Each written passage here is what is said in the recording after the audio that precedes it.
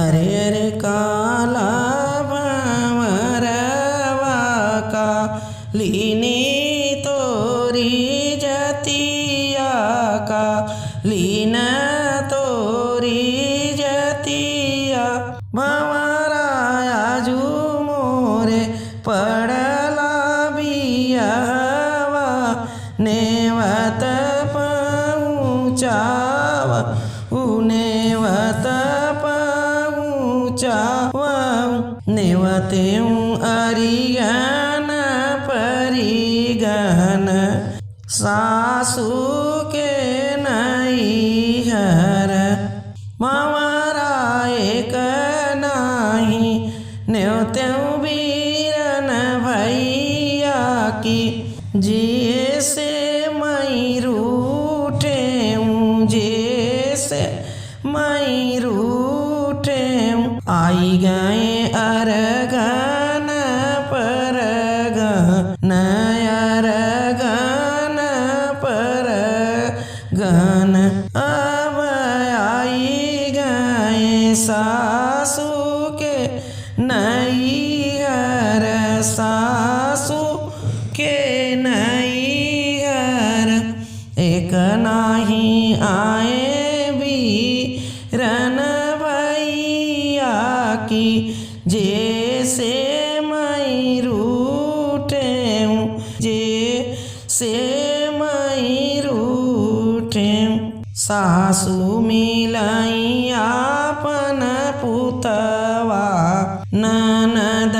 आपन बीरना ननद आपन बीरना अब बजरईक हमारी नीचतिया मई के ही उठी भेटेऊ मई के ही उठी भेटेऊ अब बजरईक हमारी नीचतिया मई के ही उठी भेटेऊ मई के ही उठी भेटेऊ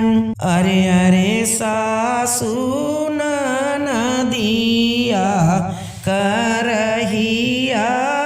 उतारी देऊ करहिया उतारी देऊ अरे अरे सासू ननदिया करहिया उतारी देऊ करहिया उतारी देऊ सासू आज मोरा जियरा वियोग बीरन नाही आए बीरन नाही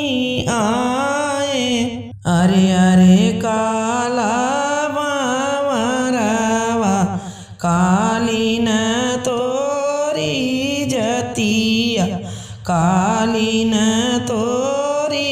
जतिया भंवरा फिरी से नेवत दईयाऊ बीरन हमारा आवई बीरन हमारा आवई आगे आगे आवई घी गागर पियरी गबर पियरी गबर अरे नीले नी घोड़ बीरन भैया डड़िया बहुजयावन डड़िया बहुजयावन कहवा उतारेंगी गागर पियरी गबर पियरी गबर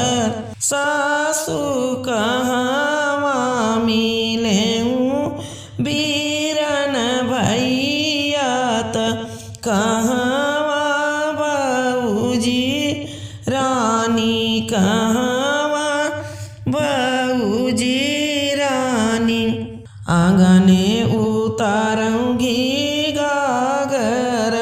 पियरी गबर बहुआ मड़े मिलहूँ बीरन भैया त कोहबर बऊजी आपन कोहबर बऊजी आपन। अरे अरे सासु ननदिया करहिया चढ़ाई देव करहिया चढ़ाई देव सासु आजू मोर जियरा जुड़ाने बीरन भैया आई गए बीरन भैया।